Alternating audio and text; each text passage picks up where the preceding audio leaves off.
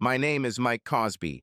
I'm about 5'9" tall, weigh 170 pounds, relatively fit and slim. My sandy blonde hair and green eyes stand out. When I was in college and high school, I was never the biggest guy, so I played non-mainstream sports. Instead of basketball or football, I did running and cross country. Running earned me respect at school, even if it didn't earn me star status. Even for cross country and track, I was never the star of the team, but I wasn't the underdog either. I was a confident average worker, but as I grew older and my competitors waned, my efforts began to be appreciated more. I simply outlasted all those who were faster before. After college, life hit me. I got married, went to work in it, raised a family, and now I'm in a situation where I'm starting all over again when I should have been preparing for retirement. I married Katie right after college. She wasn't the most beautiful woman on the planet, but I loved her like she was. When we met, Katie had beautiful brown hair and green eyes like me. She had incredible breasts, and most of my friends talked to her by looking at her, not at her. I think that was one of the things that helped me in the beginning. I really tried to get to know her better before trying to touch her breasts. When we started dating, our relationship progressed rapidly, and just after we both finished our studies, Katie became pregnant. This didn't stop us because we were sure that we would be together forever, so it was just a matter of adjusting our schedule. Our son Robbie was born 7 months after our wedding. His sister Candace arrived 2 years later, and Jeff, named after Katie's father, completed our family a year later. While our children were growing up, we were the typical parents on the block. We volunteered everywhere, and in our house or in the yard, there was always something going on. Our pool was popular in the summer and our lounge and basement the rest of the year. While Jeff was at school, he became a runner like his father, so Katie and I became track and field club parents. My responsibilities included serving as an assistant coach and Kathy as a judge or marshal for track and cross-country meets. I thought everything was going great in our lives, but as they say, the husband is usually the last to know. We weren't like all those couples they write about, where the husband neglected himself and became fat and unattractive, and the wife decides to spice up her marriage with a younger guy. For us, it was the other way around. I was still running and could even outrun almost all the runners on our team, although I was already 40. My hair had not yet turned gray, although there were white strands here and there, and I was still in shape, attracting the attention of women in our area. But none of that mattered because I still loved my wife like the 20-year-old girl I fell in love with. Over time, I became more comfortable with her changes. Now I understand that this comfort signals danger in marriage. Katie has changed quite a bit over the years, perhaps due to childbirth and just the passage of time. Her breasts were still large, but like that great ship, the Titanic, she sank. Whereas before her breasts stood proudly, attracting everyone's attention, now they sank closer to her stomach, confident in their magnificence and not needing much effort to attract attention. With the right bra and low-cut dress, my Katie could still stop the motion. Of course, she needed a little help to define her waist, but that's what corsets are made for. There were other small changes as well. Her ass got bigger and her tongue got sharper to complement the successful attack of gravity on her chest. But to me she was, and I thought, would always be, the woman I loved. Katie, on the other hand, noticed the changes and didn't like them. If we were out shopping and a woman complimented her on her ability to attract a younger man, she would fly into a rage. "He's a year older than me," she answered sharply. I suffered all the way home because of this. "Why don't you dress according to your age?" she told me. "You're trying to replace me with some young bitch," she asked. "If I find out that you are cheating on me, I will leave you penniless," she threatened. "I love you, Katie. I will never cheat on you," I said. "You better do that," she answered sharply. This year, the coach decided that some of the assistants should become mentors for the most promising runners. I was assigned to Tommy Anders. Tommy had phenomenal talent, but he didn't win races. Part of this was due to his race plan and the way he ran. Tommy usually started the race with great enthusiasm. On a 3-mile cross-country course, he led the first 2 miles and then began to lose strength.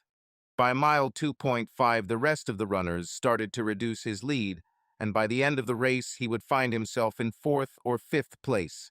Tommy had no understanding of race planning, race management, endurance, or the ability to accelerate to the finish line. I started talking to Tom on longer runs, and then had him do 200 sprints after his runs. On the first day, he thought he was going to die. "If I'm training for a 3-mile cross-country race, why are we running 5 miles?" he asked. "Because you get tired after 2 miles every time," I told him.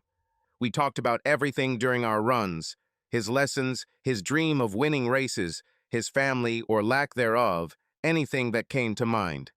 Finally, we got to his deepest secret. Tommy was crazy about Sarah Donaldson. Okay, I thought, this is normal? Hell, half the guys at school were crazy about Sarah, and the other half just wanted to have sex with her. And these are just teachers and coaches. Sarah was incredible. "She'll never notice me," said Tommy. "Told me, if you start winning races, maybe the cheerleaders will start cheering at competitions, and then she'll have to notice you," I said. After that, our training became more intense. He wanted to start working out on exercise machines seriously. He became more attentive to everything we did. At the next cross-country competition, there were changes. Tommy started as usual, but kept a pace similar to what we used on our 5- and 6-mile jogging. He looked comfortable as he passed us at the 2-mile mark. As he ran by, everyone looked at me as I shouted to him, "Not yet."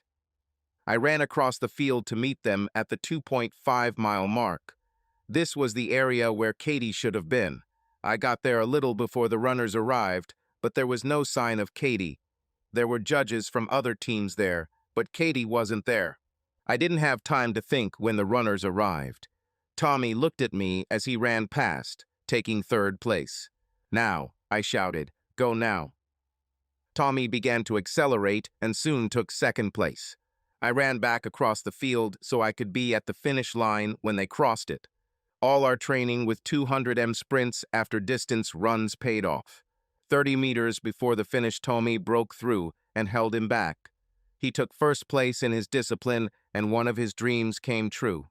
A lot of people came out of the crowd to congratulate Tommy, all the assistant coaches and most of the parents too. But there were 2 surprising things. First, our head coach, Bert Peters, was nowhere to be seen. Secondly, a girl or woman who came up and hugged Tom tightly and tried to kiss him. Tommy shrugged his shoulders and moved away from her. "See you after the competition," she told him. "Do you want to go somewhere to celebrate?" she asked. Tommy, this idiot, just shrugged his shoulders and, as teenagers do, said, "I don't know, maybe." I just stood there with my eyes wide open. I came to my senses when she waved to me. "Tommy, why are you crazy about Sarah when you have her?" I asked. "This woman makes Sarah look ordinary," I said. He looked at me strangely and said, "Coach, it's just my mom." Later, at the awards ceremony, when Tommy received his trophy and medal, he thanked his coach for going beyond expectations and helping him.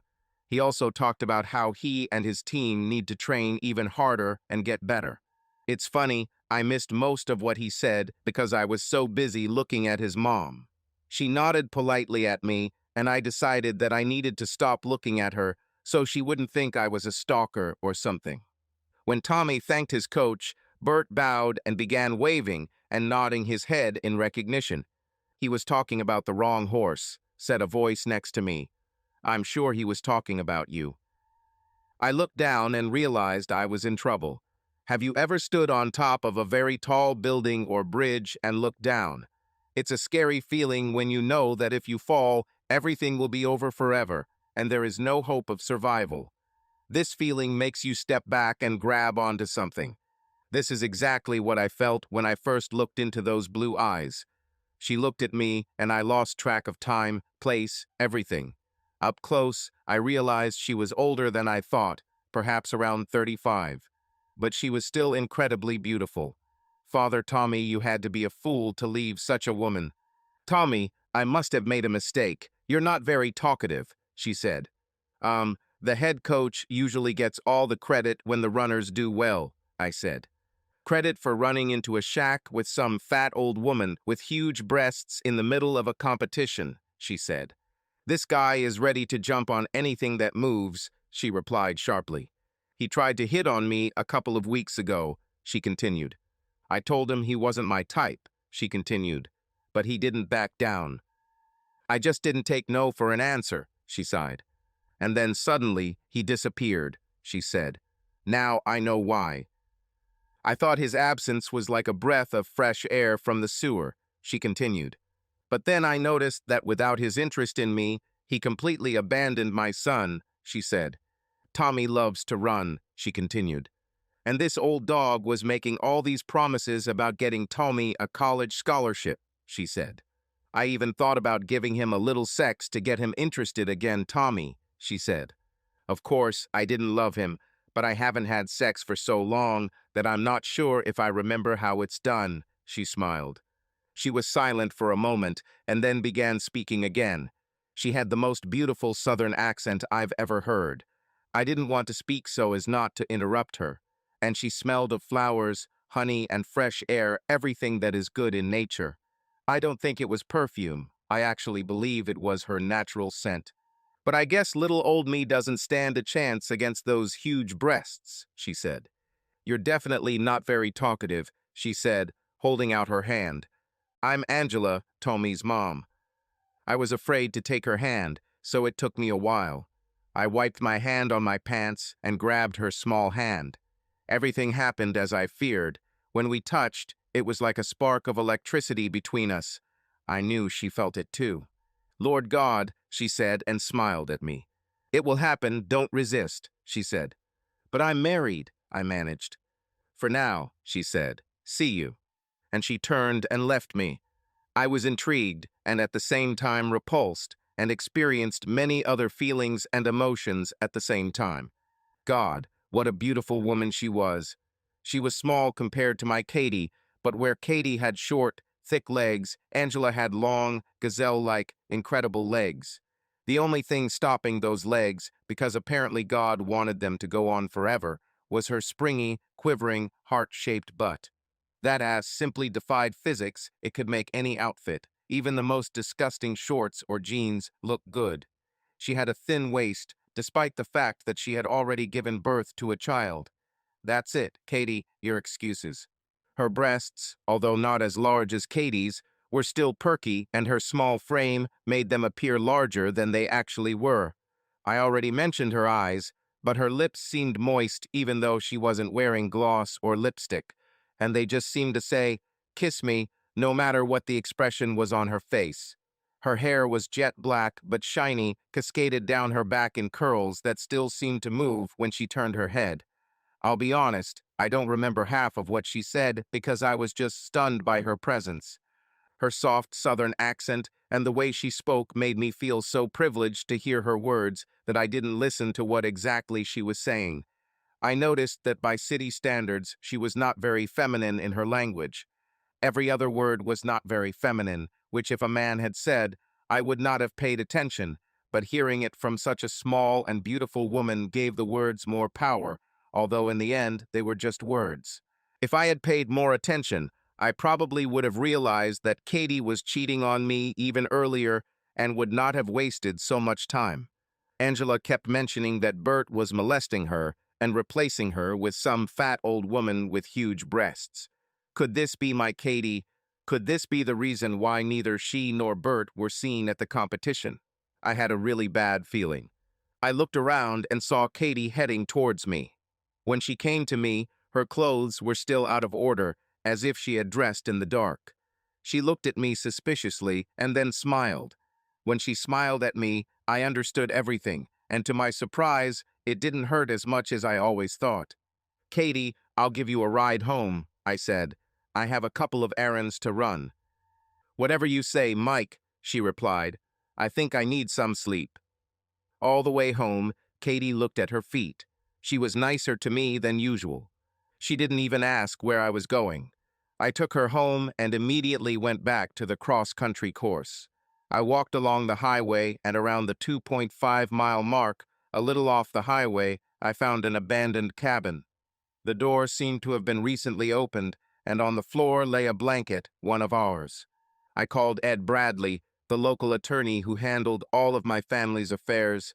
I told him that I needed divorce papers and would like them to be served within a week.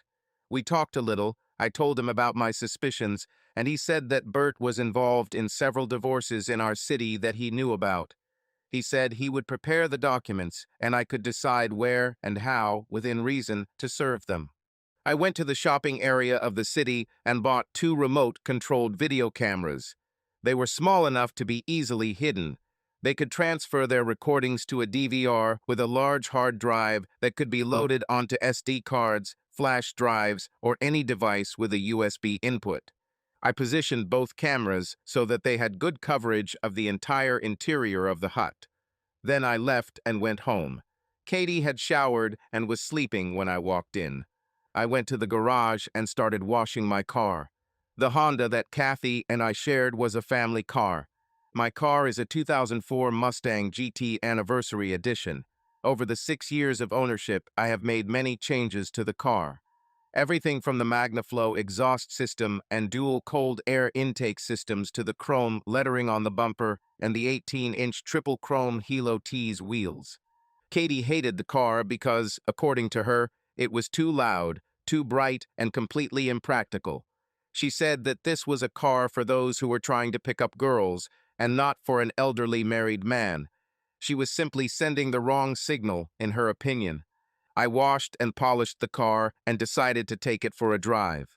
I was driving aimlessly, or at least I thought I was, but it seemed like someone else knew where I was going because I ended up behind an old beat-up pickup truck that looked familiar. I pulled into the parking lot of a local shopping center and saw a pickup truck pull in behind me. When she jumped out of the truck, it happened again. My brain stopped functioning. I'm no expert on women's fashion, but what she wore just didn't make sense. She was wearing shorts and cowboy boots. Okay, if it's hot enough to wear shorts, boots probably aren't necessary. If you're going to ride, you probably won't be wearing shorts. But common sense had nothing to do with it. Angela simply radiated sex appeal and femininity, no matter what she wore. Even that ridiculous Ellie Me costume looked sexy on her. Of course, she wore the stereotypical plaid shirt tied under her breasts, and yes, I lost my breath when she walked over and leaned towards my window. "You know, I'm so ashamed of everything I said to you before," she said. I just loved that accent. "I told you before," sounded like "I told ya before." This woman was incredible. She has already proven that she can make me worry without much effort. Sight, smell, touch, and hearing were hers to the fullest, and I suddenly wanted to taste her. "Don't pay any attention to what I said," she continued. "I feel so stupid," she continued. "It was too much, too fast." "You don't know me yet," she said. "Honey, do you ever talk?" she asked, and there was silence. "This is one beautiful car," she said, and it sounded like "Bu tie full oo to Mobile." "Why don't you take me for a ride and we can talk?" she suggested. I simply nodded, and she walked over to the passenger door and settled comfortably into the leather seat. If she rolls down the window and sticks her leg out, I'll rip these pants, I thought. "Where are you from?" I asked. "Oh God, he can talk," she said, and it sounded like, "Oh my God, he can talk." "From Louisiana," she said, and it sounded like lasagna. Then she began speaking quickly again, requiring almost no input from me and almost too fast for me to keep up with. "Of course, everything I told you is true," she said. "I know it's hard for you to understand, but I see things and I feel them," she continued. "That's why they think I'm crazy, but really I'm just a witch," she said. "So when I told you to relax and let it happen, I really meant it. But that was before I found out that old fat woman that creepy trainer was hiding in the woods with was your wife."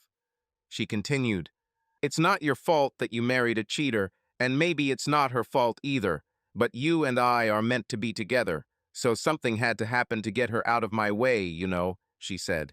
"Now I know that you felt the magic when our hands touched, so even though you don't believe me yet, you better start because it will happen. Don't you want to kiss me?" she asked. Are you even breathing? I asked. Are you going to answer my question? She asked, smiling. What question? I asked. I am, she said very slowly. I asked. It sounded like axed. You, in her language, it was I. If sounded like F. You, she now pronounced it as I. I wanted to. You probably already understood. Kiss me, she said. And when she said this, she batted her eyelashes several times, and believe me, at that moment there was nothing in the world that I wanted more than to kiss her. It was like the stars lining up in some kind of magical alignment. I really felt an attraction between us, as if we were magnets. Yes, I managed, but I can't. Of course you can, she said.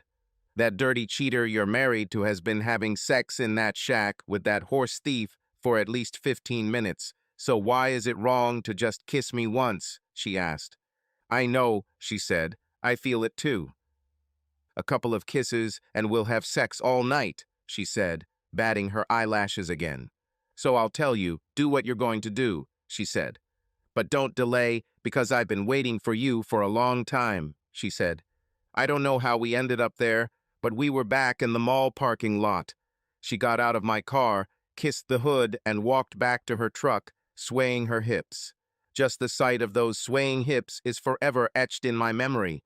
I already knew the story of how Icarus flew too close to the sun and fell when his wings melted. So I was doubly careful, but I still found myself reaching out to catch her blowing a kiss before she drove off. Damn, I thought. They say that after a long relationship, you can't just turn off the feelings of love like a switch. It is impossible to be madly in love with your wife yesterday, and today to don't give a damn about this bitch. But that's exactly how I felt. On my way back home, I stopped for gas and saw Hilda Johnson, the manager of your Subaru. Hilda used to work in food services at the same high school where I volunteered. We started talking, and she started talking about the school principal. It turned out that Bert was suspected of having an affair with the director, as well as with my unfaithful wife. I didn't know if he was still with Mrs. Ingam, but if so, it might help my case. Realistically, I didn't care who Bert had sex with as long as I could get rid of Katie. When I returned home, I wiretapped my home phone and Katie's cell phone. The home phone was the easiest. You just had to insert the base of the phone into a small box that was almost invisible, and then into the socket. With a cell phone, you had to log in to the phone company's website as the primary user and enter Kathy's phone number. Both numbers will be recorded, and I can go to the website and listen to each recording. These entries can be edited and saved. We had 2 events scheduled for the coming week, one on the road on Tuesday, and I didn't think Bert and Kathy would be able to find a place for it, but I was confident that the next opportunity would be Saturday's tri-meet at our home track. I was sure that the hut would get its share. When I went upstairs to shower, Katie was coming out of the bathroom. She dropped the towel when I approached and stood naked in front of me. What does this remind you of? She asked as I approached. Several answers flashed through my head. About Bertha, I thought, but didn't say it. Something I once wanted is another thought. But what I really said was, I'm not in the mood for puzzles right now, and walked past her into the bathroom to take a shower. I don't know how long Katie stood there with her mouth open, but I didn't care. All I wanted to do was get into the shower and dream about Angela's swaying butt. Katie walked into the bathroom, opened the shower door, and asked me, "What's wrong with me?" "You have never spoken to me like that in all the years of our marriage," she said. "I'm worried about catching something. I mean, getting sick from something," I replied. "It's never stopped you before," she said. "Are you tired?" In fact, I had a lot of energy, and I just wanted it to go away so I could use it. She stood naked in front of me, and it seemed as if the scales had been lifted from my eyes. Now I understood why she was angry with me for staying in shape while she was fading. Until that moment, I had always seen her through the prism of love. Now that I began to fall out of love with her, her appearance seemed to me to have changed. She asked if I was tired. In fact, she looked tired. Those huge, sagging bags of flesh on her chest seemed too tired to rise above the folds of fat at her waist. Her short, stocky legs were covered with so many varicose veins that they resembled a route map for an international logistics company. The crow's feet at the corners of her eyes looked more like dinosaur tracks, and she was also a bitch. It's funny how a small incident, like your wife cheating on you, changes your perception. Yes, honey, I'm tired, I said. I'm tired of your betrayal, I thought. When I got out of the shower and went to bed, Katie immediately reached out to me as soon as I lay down next to her. I turned away from her as far as the size of the bed would allow and said that I was still tired. I think one of the tricks they teach in the Cheater's Handbook is to give your husband some comfort sex to keep him happy and unaware of what you're really up to. But today I didn't buy it. Mike, did I do something wrong? She asked quietly. Let's just sleep, I said. We've been married a long time, she said. And I know you, Mike. Something is wrong, she said decisively. She leaned towards me and put my hand on her chest. She said. At least part of you still wants me, even if the rest doesn't, so at least it's not physical. Let me know when you want to act like an adult. I can outlast you, she said. But if it takes too long, I'll have to find someone else, she chuckled. I knew I should have kept quiet, but I couldn't help myself. I was angry, and it just came out. Or maybe you've already found it, I answered sharply. What you said, she asked loudly. Let's just sleep, I said. Katie looked at me for a long time, then finally rolled over and lay down next to me. I rolled over again to put more distance between us and fell off the bed. I just lay on the floor and pulled the blanket towards me. The next morning I got up and went for my morning run. I usually just jogged in the morning to get the blood flowing in my legs again. My second run of the day was either a track workout for me or a team workout entirely dedicated to the kids. These morning runs were also my main moments of reflection. But today everything was not so simple. Hey, coach, said Tommy, joining me almost as soon as I started running. Hello, Tommy, you got up early, I said. Yeah, my legs were still sore from yesterday's race, and I needed to think, he said. So I put two and two together, and here I am, he continued. We ran in silence for a while. He seemed as lost in thought as I was. Coach, I have a lot of problems, he blurted out. Well, let's talk about them, I said. The first is that Coach Peters has been showing interest in me again since I won yesterday, he said. But I love training and what we do, he continued. It seems to be working, so I don't see any reason to change anything now. At first, I didn't understand what we were doing, but I kept going simply because you were the first person who was really interested in me and what I needed, he said. So even if it didn't work out, at least I would have found a friend, he continued. Even when Coach Peters was interested in me, he said, he was really interested in my mom, but he didn't do anything for me or with me. He just said, Tommy, you need to work harder and you will become better, said Tommy. Once my mom told him off, I didn't hear a word from him until I won yesterday, he said. And now, all of a sudden, he's talking about this training program that I supposedly went to, and it's all complete nonsense, he said to Tommy. Don't worry about Bertha, I said. I'll talk to him. As long as he gets recognition, he doesn't care how you train. What's the second problem? I asked. Tommy, I looked at my feet as we ran, and I realized that this was going to be something serious. Coach, have you ever loved someone but didn't want them around? He asked me. Well, I can't say I had that, I said.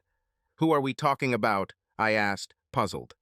Well, on the one hand, I really want this to work out, and for me to get a scholarship to a good college so I can get out of here, he said. But on the other hand, he said slowly, I worry what will happen to my mother if I leave. She'll be fine, I said. What's the real problem? Tommy? I asked. My mom is weird, he said. She just doesn't fit in. I stopped and Tom didn't notice for a few seconds. Then he looked back and saw me standing in the road with my mouth open. What happened, Coach? He asked. Your mom isn't weird, I responded sharply. Oh hell, so do you, he said. What do I have? I asked. Last night at dinner, all she did was ask me about you, he began. Everyone in the town we came from thought my mom was a witch, he said. She always told people what was going to happen before it happened and made potions and stuff, he said, as if he was ashamed. I'm not judging because my father, the asshole, abandoned her when she was pregnant and we had to do anything to survive, he said. And then all of a sudden we had to leave Louisiana because she had a premonition, he said. And being here was great for me, but she said we moved here to find something, he said. But Coach, she doesn't really fit in here, he continued. At first I thought maybe she and Coach Peters would get along, even though I didn't like him, he said. But now, he said, smiling, after I saw that look on your face when I said she was weird. I feel a lot better, he said. Katie answered the phone on the second ring. Hello, she said sharply into the phone. At first she only heard breathing. Then, hi, baby, she heard. What the hell do you want? She asked. Why are you calling me at home? What if Mike answered the phone? She asked in a shrill voice. Katie's irritation grew with every word. I couldn't stop thinking about you, Bert said. You mean you couldn't stop thinking about my breasts, she said. You can't call me at home ever, she replied sharply. Don't worry, if your man answered the phone, I just talked to him about the team, Bert said. So why are you so angry? He asked. I'm not a young girl anymore, she said. After walking through the woods to meet you in that damn shack, and then running back, I was so tired, she said. Then I came home, took a shower, and Mike didn't want to have sex with me, she continued, almost crying. Oh, I'll have to give you more next time, baby, he said. What next time? She said. It was one time. I wanted to see what it was like to be with someone else, but I love my husband. Now I know and have something to smile about deep down when some young bitch tries to hit on my husband, she said. Now I can just think, yeah, I could have someone else if I wanted to, she said. Mike is getting older, Bert said. Maybe he's slowing down. Women do have a higher sex drive in middle age. So if that's the case, you might want to keep me here for a while, he said, just so you get what you deserve. Well, maybe, Katie said. At least give me one more Saturday, Bert whined. It felt so good. Maybe, Katie said as she hung up. Katie smiled, thinking about this conversation. Bert begged her and whined. Originally, she had no intention of sleeping with this man again, but there was such desperation in his voice, and it did make sense that Mike slowed down. Perhaps Mike was showing his age.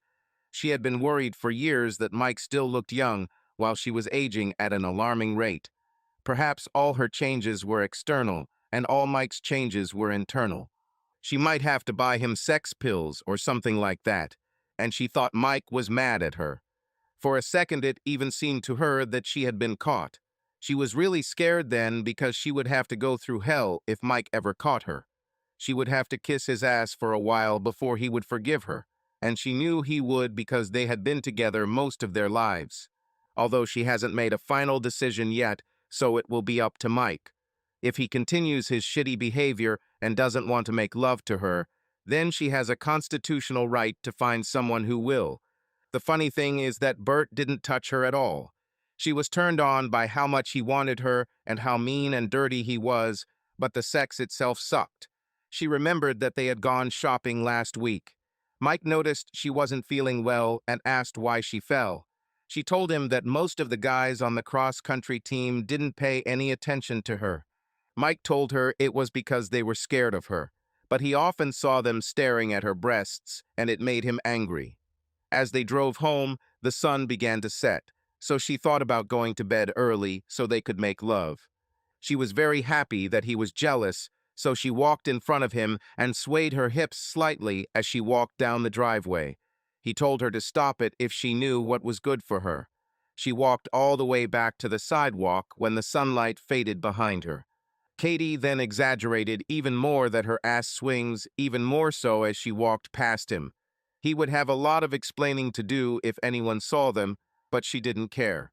It was really good, and just 2 weeks ago, thought Katie, and she really loved Mike. Sometimes she wondered why she treated him so badly. Katie knew it was probably her own insecurities. While she aged and let herself relax, Mike kept himself in good shape and now looked several years younger. She had to be stronger in the relationship, otherwise she might lose him.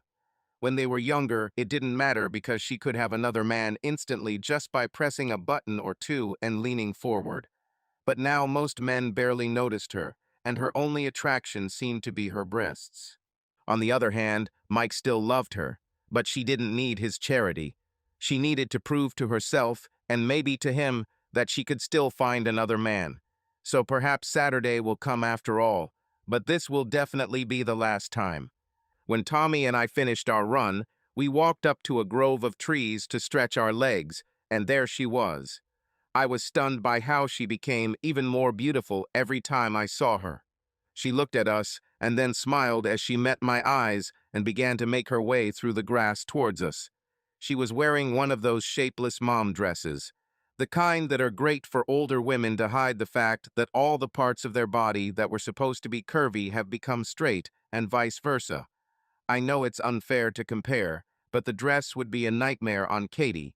It would hang from the front of her chest and sway slightly on her stomach. Angela's whole dress was moving, which only hinted that interesting things were happening underneath.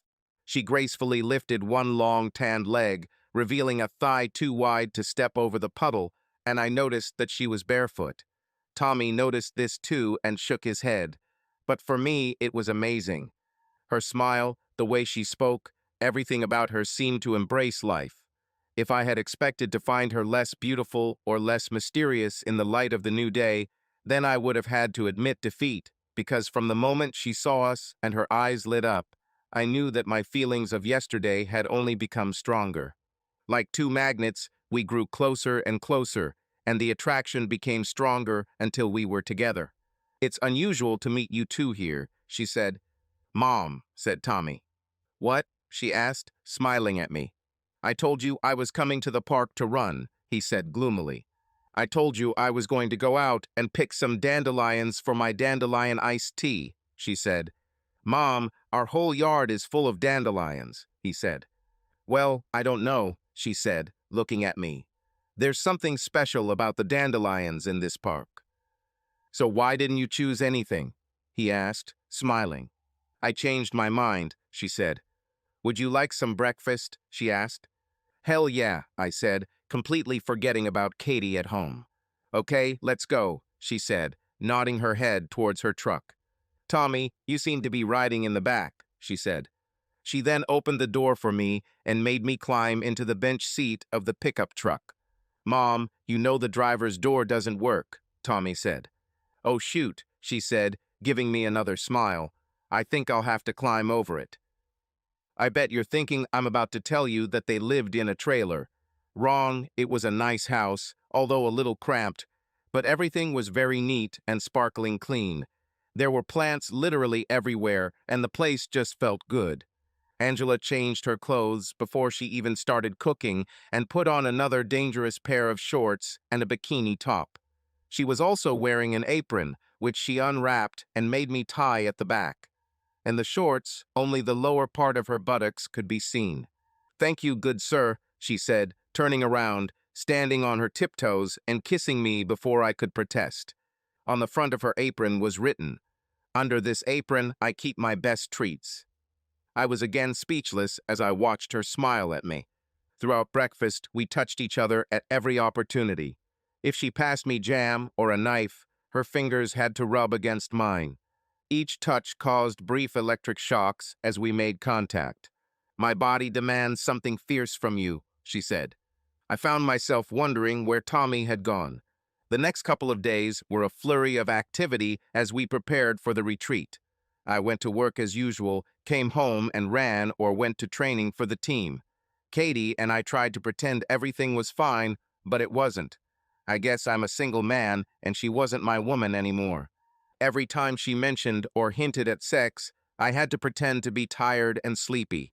A couple of times I started saying, "Why don't you just call Bert?" On Tuesday, while I was running and watching Tommy run, I was looking for Kathy and saw her at the station, and Bert was watching her and Tommy.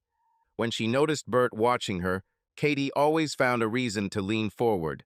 One day, when she leaned over to pick up a pencil, Bert nearly fell out of his chair. "You did a good job with Tommy," Bert told me. I think I'll take over his training. I'm not sure his mom will like it, I said. Maybe you should talk to her first. Oh no, that bitch is crazy, Bert said. So keep it on your toes because I'm not going anywhere near her. I noticed Bert was rubbing his crotch as he said this. I wondered if Angela had cast some kind of spell on him. Was I really starting to believe this? On Wednesday morning, while Katie was taking a shower, I had the opportunity to listen to telephone conversations. I heard the whole Sunday conversation and was happier than ever. I have a couple of things left to do to get ready for the party on Saturday. I also needed to invite a few guests. One of the biggest surprises I got was that while watching the camera footage from the hut, I learned that Bert had taken another woman there during the week. She looked very young, maybe a teacher's assistant or perhaps a student. Oh, Bert, I thought, how could you cheat on my wife while she's cheating on me? I sat down at the computer and divided all our bank accounts in half. We would have to sell the house and split the proceeds. I invited 3 special women to a meeting on Saturday, but I didn't tell them why they came. Now all I could do was wait. Friday found Katie so horny that she was running around the house in a t-shirt with no bra, trying to get my attention. She bent over and her skirt lifted up a little. I wasn't sure if it was on purpose or not, but she wasn't wearing any panties either. Katie, I need to be honest with you, I told her. You want it, don't you, baby? She grinned. Well, I changed my mind. Now I don't need it, she said. Next time someone offers you something, you'll be glad to receive it. And Mike, she said in a truly angry tone, it may be a long time before I'm in that mood again.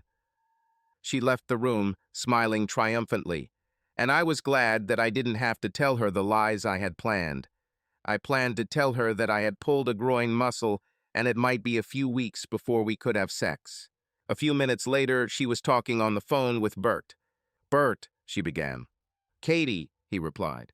Can you get Mike to look after that Tommy boy again tomorrow? She asked. I don't even need him to do it. He's the kid's coach, Bert said. Good, because we're leaving tomorrow, she said. Oh God, I can't wait to see them. I mean you again, he said. And Bert brought protection and tried to have sex with me for real this time, because this is the last time, she said. I'm only doing this because Mike needs to be taught a lesson, and I know how to do it, she said. So you better get some sleep tonight because we're going to start early and stay late, she said. I wondered if she really planned for me to catch her fucking Bert. It was too good to be true. What did she hope to achieve? I ran a lot on Saturday before the competition. Early in the morning, I checked the cameras and made sure everything was in order. I went to the airport to meet one of my special guests and to a local house to meet the other. Tommy was so nervous, I thought he was going to throw up. It turned out that all the university fans, including Sarah, were here. Angela and I tried very hard to calm him down. Look, Tommy, Angela said, raising her long, slender leg. My brain stopped working again, and she smiled at me. Mom, I've already seen your leg, Tommy said irritably. He kept looking around to see what Sarah was doing. No, that's nonsense, Angela said. I'm wearing shoes. She smiled at me, and I smiled back at her. Finally, Tommy waved his hand between us and said, Hey, it's my big day, my track meet. After the meeting started, I did see Bert, and a few minutes later, Katie left the field. After they had been in the hut for about 10 minutes, I placed a couple of volunteers around the hut, but not close enough to disturb the lovebirds. Tommy won the competition again and pretended not to notice Sarah watching him. We had about 2 more races to go before the competition was over. I checked, and according to my volunteers, no one came out of the hut, but they heard strange noises coming from the hut for a while. I asked a few kids who had finished running to set up chairs in front of the hut and seat my special guests. I brought a portable monitor and used it to check what was happening in the hut. Suddenly, the announcer called for everyone to come to the podium for the awards ceremony. Bert opened the cabin door a crack and then quickly closed it. I think the last time he and Katie snuck into the crowd was during an awards show. We won the competition again thanks to Tommy, but Bert probably wouldn't be happy. I walked to the door of the hut and tried to open it. I heard muttering from inside. I kicked the door a couple of times, and it slipped off its hinges. Bert and Kathy came out. One of our special guests was our daughter. She was in shock and started screaming at her mother. "Mom, why were you in that hut with that man?" she asked. I pretended to be scared as I looked at her. But the reaction of the other two women was better. Bert's wife kept telling him he needed a damn good explanation. The other woman, the head of the student council, said nothing, just shook her head. Bert was a great liar and quick on his feet. He said he asked Kathy to help him clean out the shack because he found trash and a blanket inside and thought the youths might have been having sex there after school. But did you know that one of the guys must have also connected the cabin to those websites on the internet? I said. Look at this, and I turned on the monitor. Bert's wife saw him having sex with Katie and almost fainted. She advised Bert to hire a lawyer because she was going to divorce him. My daughter called her mother a woman of easy virtue and left, telling me that if I needed anything, she would always be there for me. Mrs. Convey, the school board woman, told Bert he was fired and left. Before she left, she asked me to send her a copy of the video. I asked her if she also wanted a copy of the video of Bert having sex with some girl here during the week. I also promised Bert's wife copies of both. Bert ran after his wife, shouting, "Wait, I don't like that cow. It was just those damn breasts. She's a freak." The only people left from the district office were Katie, me, and Sam. As Katie looked at me through her tears, Sam stepped forward. "Katie Cosby," he asked. "Yes," she said. "You've been served," he said, handing her a stack of papers. "What did you serve?" she asked, looking into my eyes as he walked away. I simply greeted her and turned to leave. "Mike, where are you going?" She screamed, "We need to talk." I smiled from ear to ear as I started running. They were getting to the last reward, and the crowd was pretty quiet. I noticed familiar shorts, walked up to them from behind, and hugged their thin waist. "It took you long enough," I heard her say when Tommy's win was announced. Tommy received his trophy, and as he walked away from the podium, he turned and gave me a thumbs up, but did not approach me and Angela. I saw Sarah walk up to him, grab his hand, and lead him away. "Well, at least someone is having a good time," I said. The next thing I felt was a soft hand inside mine, and Angela led me into the parking lot. She grabbed a basket from the front seat of her truck and, noticing Tommy and Sarah, tossed him the keys. "Be home," she began, then looked at me and said, "When you arrive." With a big smile on her face, still hypnotized by me, she started the car. "Damn, this thing takes off like a mad monkey," she said. "Look, Jeff Gordon, this is a 30 miles per hour zone," I said. "You know, honey, your car and I have something in common," she said, smiling at me. "What is it?" I asked. "I think we're both waiting for you to open us up so we can really have fun," she said, smiling at me again. She drove for about 40 minutes, and I didn't know either, and I didn't care where we were going. However, I was not very surprised when we ended up in a different park. This one was much larger and had tent sites and accommodations for campers. She pulled a basket out of the trunk of the Mustang and grabbed my arm. She also asked me to carry 2 blankets. "Oh, we each have our own blanket to sit on," I said. "This is cool." "No, that's nonsense," she said. "We need the blankets after we eat." I still didn't understand it, and my confused look made her laugh. "One is bigger, one is smaller," she said, as if it should make sense now. "Oh," I said, still not knowing. "Trust me," she said, "you'll love it."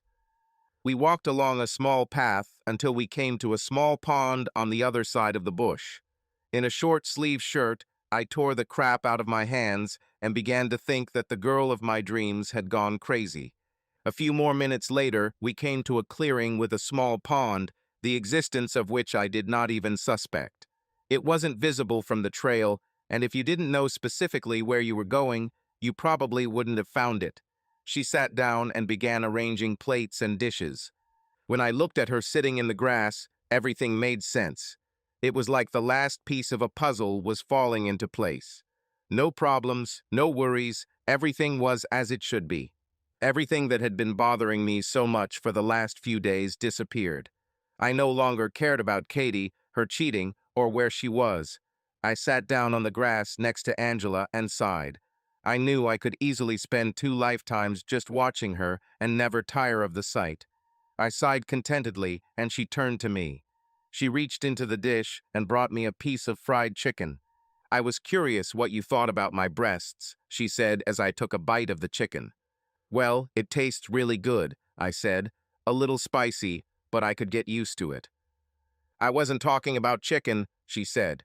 She took my piece of chicken and put it on the plate, still holding my hand. "It might be a little spicy," she said, "and you'll get used to it." I've often heard people describe making love as two souls merging, and with Angela, I finally understood that.